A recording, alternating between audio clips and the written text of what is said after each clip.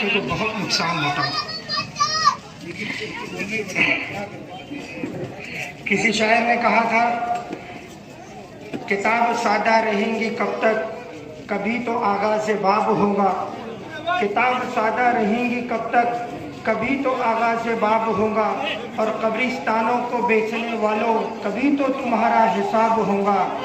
शहर की खुशियाँ मनाने वालों, शहर के तेवर बता रहे हैं, अभी तो इतनी घुटन बढ़ेंगी कि सांस लेना अजाब होगा।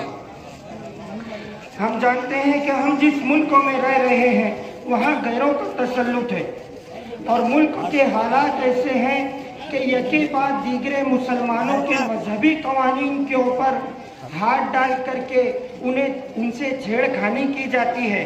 कभी मस्जिदों के सामने हनुमान चालीसा पढ़ने की बात कही जाती है, कभी अजानों पर पाबंदी की बात कही जाती है, कभी हमारी बच्चियों को और बेटियों को नकाब ना लगाने के ऊपर पाबंदी आयद कर दी जाती है।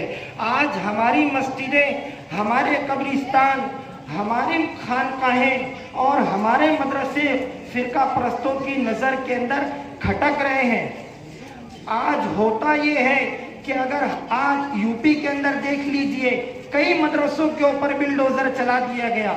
एमपी के अंदर बीजेपी की सरकार है, वहां पर कई मदरसों को ताले लगवा दिए गए। हुकूमत आज कब्रिस्तान के लिए जगह देने के लिए तैयार नहीं है और जहां पर हम जगह खरीद करके मस्जिद और कब्रिस्तान बनाते हैं तो वहां पर हुकूमत नहीं बनाने देती है, फिरका परस्त अनासिर वहां पर नहीं बनाने देते हैं। मुझे हैरत होती है कि आज अगर हम कोई जगह पर अगर कब्रिस्तान बनाते हैं और सरकार की तरफ से, कॉरपोरेशन की तरफ से अगर वो जगह कब्रिस्तान के लिए मुतय्यन और रिजर्व कर दी जाती है तो हमारे ही अपने लोग आज उस जगह को फरोख्त करने के पीछे पड़े हुए हैं। बहुत हैरत की बात है, हमारी मस्जिदों के ऊपर हमें, हमारी जगहों पर हमें कब्रिस्तान नहीं बनाने दिया जा रहा है और आज अगर कॉरपोरेशन जगह दे रही है कि आप यहाँ पर कब्रिस्तान बनाओ तो हमारे लोग वहाँ पर मुसीबत खड़ी करते हैं। इन्हें क्या पता है कि कब्रिस्तानों के लिए जगह कितनी मुश्किल से मिलती हैं। नफरतें करती हैं बर्बाद शहर का माहौल, उसको ये एहसास के कंगाल कहाँ समझेंगे। कितनी मुश्किल से मिलती है जगह कब्रिस्तानों की, उसको ये कौम के दलाल कहाँ समझेंगे। हम मुसलमान हैं, मजहब इस्लाम से हमारा ताल्लुक है और मैं आपको एक शरीयत का मसला बताता हूँ कि आज मेरी जगह, जिस जगह का मैं मालिक है, वो जगह मैंने अपनी मेहनत की कमाई से खरीदी है और अगर वो जगह मैंने मस्जिद के लिए वक्फ कर दी, कब्रिस्तान के लिए दे दी, मदरसे के लिए दे दी, तो वो जगह के ऊपर उस दिन के बाद से मेरा भी कोई हक और अधिकार नहीं होगा। ये शरीयत का मसला है। एक मुख्तसर सा वाक़या मैं बताता हूँ आप लोगों को। सल्तनत उस्मानिया का आखिरी बादशाह खलीफा हारून रशीद, सल्तनत उस्मानिया का आखिरी बादशाह खलीफा हारून रशीद, अल्लाह ने इस कद्र मान सरवत अता किया था। आप अंदाजा करिए कि अपने महल की छत के ऊपर खड़े होकर के उंगली से आसमान की तरफ इशारा करके चलते बादलों को ये कहा करता था कि तुम कहाँ बरसोगे, हारून ही की सल्तनत के अंदर बरसोगे। अल्लाह ने इतनी बड़ी हुकूमत अता की थी। एक मर्तबा हारून रशीद ने अपनी बीवी से कहा कि आज की रात अगर तू मेरी हुकूमत में गुजार दे तो तुझे 3 तलाक। आप अंदाजा करिए कि वो ज़माना ऐसा था कि लोग ऊंट पर और खच्चरों पर सफ़र किया करते थे और रात ढलने से पहले और दिन निकलने से पहले उसकी औरत को हारून की हुकूमत और सल्तनत से बाहर होना था। ये मसला जब उलमाए किराम के पास गया तो उलमाए किराम सर जोड़ करके बैठ गए। उस वक्त के बहुत बड़े आलिम इमाम अबू यूसुफ रहमतुल्लाह अलैह ने फतवा दिया था कि एक रास्ता है, ये तलाक नहीं होंगी। जब उनसे पूछा गया तो उन्होंने कहा कि आज की रात ये औरत मस्जिद में गुजार ले। और जब उलमाए किराम ने उनसे दलील मांगी तो उन्होंने ये आयत की दलील दी जिसकी तिलावत मैंने इब्तिदाई गुफ्तगू के अंदर की थी, व अन्नल मसाजिद लिल्लाहि फला तदउ मअल्लाहि अहदा, के मस्जिदें अल्लाह के लिए हैं। मस्जिदें किसी के बाप की जागीर नहीं है, मस्जिदें अल्लाह के लिए होती है।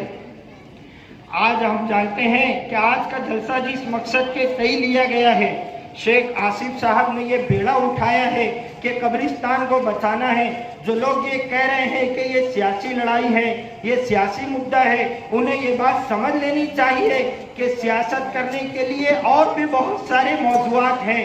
हम उस पर सियासत कर सकते हैं और हम करते हैं सियासत। सियासत को हमने हमारा बिजनेस नहीं बनाया।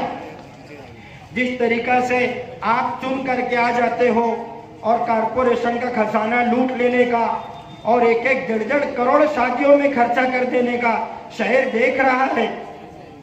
हमारे यहाँ भी शादियां होती हैं और उनके यहाँ भी शादी हुई।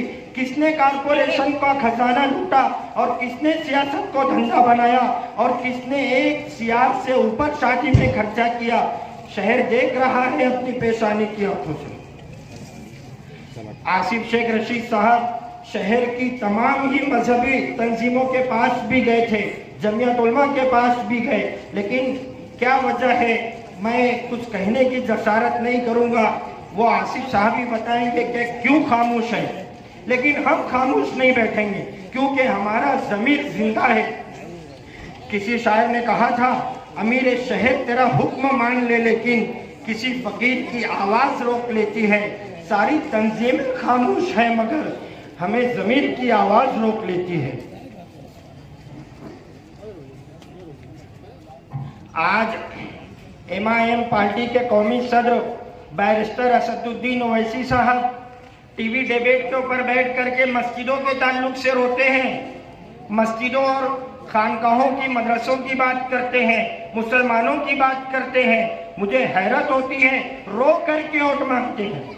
मुसलमानों के दरमियान आ करके मजहबी बात करके और रो करके वोट मांगना सिर्फ सियासत है। ये सिर्फ सियासत करने का एक नया उनके पास पहलू है। किसी ने कहा था कि वक्त यार की पहलू निकाल लेता है, मैं कुछ कहूँ तो तराजू निकाल लेता है।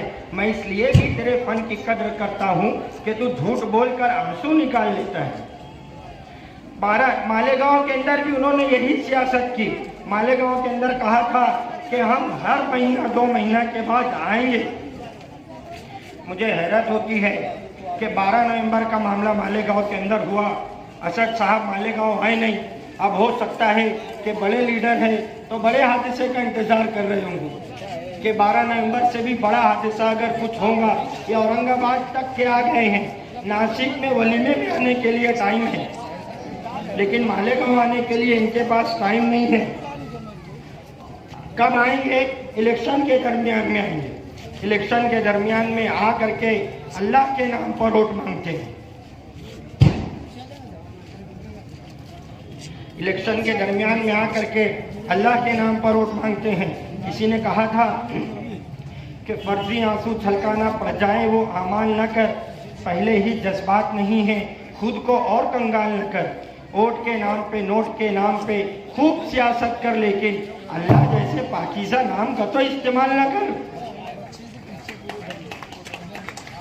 और हैदराबाद में बैठे बैठे बोलते हैं कि हम मुफ्ती साहब के काम से मुतमईन हैं। मुफ्ती साहब यहाँ अभी आयुष्मान कार्ड के पीछे पड़े हैं,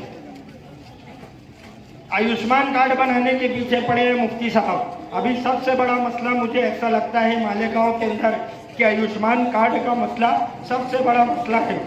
बीमारी आने से पहले वो आयुष्मान कार्ड बनाने के पीछे हैं। इससे पहले भी उन्होंने शहर के कई नौजवानों से लाइसेंस बनाने के लिए डॉक्यूमेंट जमा किए थे, लेकिन वो लाइसेंस अभी तक के मिला नहीं। अभी आयुष्मान कार्ड के लिए भी उन्होंने डॉक्यूमेंट जमा किए हैं। अब ये आयुष्मान कार्ड कब मिलेगा वो अल्लाह बेहतर जानता।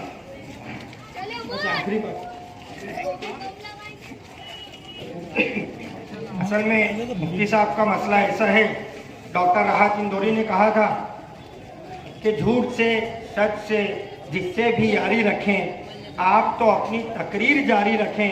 इन दिनों आप मालिक हैं बाजार के, जो चाहे वो कीमत हमारी रखें और वो मुकम्मल हो कि ना हो ये ज़रूरी तो नहीं, लेकिन मुफ्ती साहब योजनाएं ढेर सारी रखें।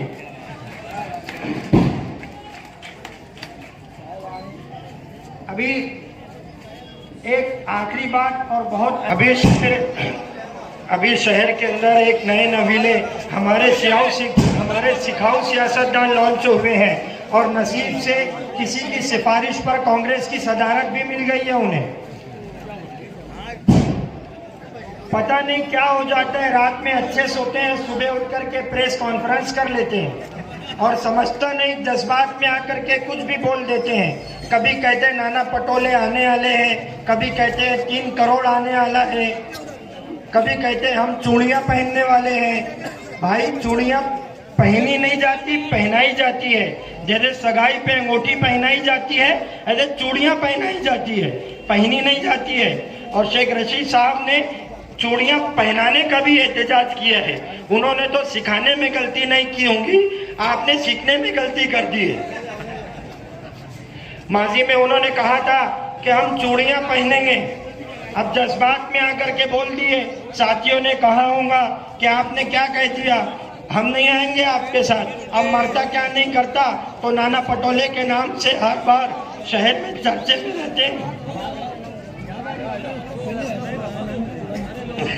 नाना पटोले के नाम से शहर में हर बार चर्चे में रहते हैं, तो इस बार भी नाना पटोले का नाम इस्तेमाल कर लिए कि नाना पटोले से मिलने के लिए नागपुर जा रहे हैं। अब उसके बाद चाचा उन्होंने कहा कि हम नागपुर जा रहे हैं। मैंने 5 मिनट की गांधी जी के मुजस्समे के पास मैंने 5 मिनट की बाइट दिया कि आप तो यहाँ चूड़ी पहनने के वास्ते आने वाले थे, लेकिन आप यहाँ पर नहीं आए। मेरी बाइट सिर्फ 5 मिनट की थी। मुझे हैरत होती है एजाज बेग साहब पर कि मैं तो अपने आप को एक आम कार्यकर्ता समझता था, लेकिन मेरे 5 मिनट के इंटरव्यू के ऊपर अगर एजाज बेग साहब को दूसरे दिन प्रेस कॉन्फ्रेंस लेनी पड़ रही है और किराए के टट्टू खरीद करके लाने पड़ रहे हैं और मेरी जातियात पर आधा घंटा बुलवाना पड़ रहा है, तो मुझे खुशी है कि शहर मुझे पहचानता है। मुझे खुशी है कि शहर मुझे पहचानता है। किसी शायर ने कहा था, आदमियत का निगहबान बनाने के लिए कोई दरवेश है, सुल्तान बनाने के लिए खुदा का शुक्र है ये शहर मुझे पहचानता है। लोग नीलाम हो जाते हैं, लोग नीलाम हो जाते हैं पहचान बनाने के लिए। मैं एजाज बेग साहब को बस आखिरी में इतना मेरी तरफ से एक राय देना चाहता हूँ कि सियासत करिए, लेकिन जातियात पर मत बोलिए। इतनी बेगैरती की सियासत मत करिए, थोड़ी गैरत दिखाइए, थोड़ी निर्लज्जता दिखाइए। और एक शेर आखिरी में बस एजाज बेग साहब के लिए बोल करके जा रहा हूँ। तुफैल चित्रवेदी ने कहा था, बुलंदी का नशा संतों के जादू तोड़ देती है, बुलंदी का नशा संतों के जादू तोड़ देती है, हवा उड़ते हुए पंछी के बाजू तोड़ देती है। सियासी भेड़िए थोड़ी बहुत गैरत जरूरी है, तवायफ भी किसी मौके पे घुंघरू तोड़ देती है।